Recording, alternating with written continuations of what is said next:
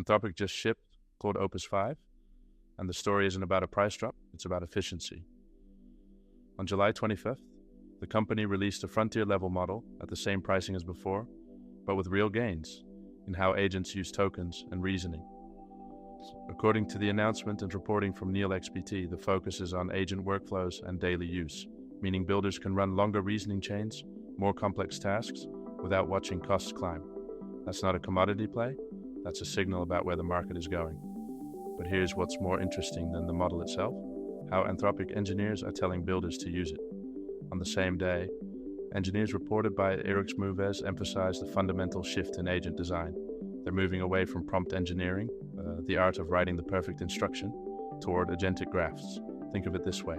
A prompt chain is linear. You send an instruction, the model responds, you send another instruction. It's sequential. A graph is different. It's a structured workflow where agents reason across multiple parallel branches at once. Each branch explores a different angle or subtask. The agent coordinates between them, backtracks when needed, refines without rerunning everything.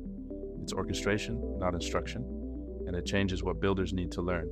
If you've been optimizing prompts, that skill still matters, but the real mode now is graph design, how you structure the reasoning architecture itself. Then Geoffrey Hinton weighed in.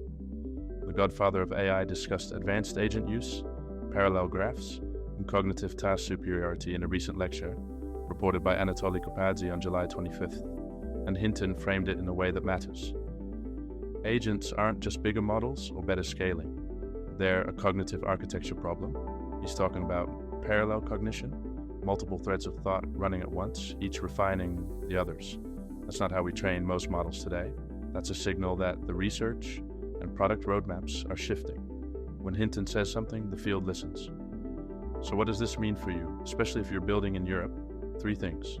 First, Opus 5's efficiency gains mean you can run frontier-grade agents without accepting vendor lock-in or price escalation. That's a concrete sovereignty play. Yeah.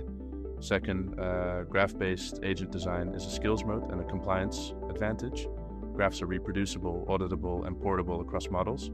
You're not locked into one vendor's prompt syntax or reasoning style. Third, Hinton's cognitive architecture framing validates what the best teams are already doing, treating agents as a design problem, not just a scaling problem. For European builders competing with US scale infrastructure, that's where the real edge is, not in bigger models, in smarter architecture.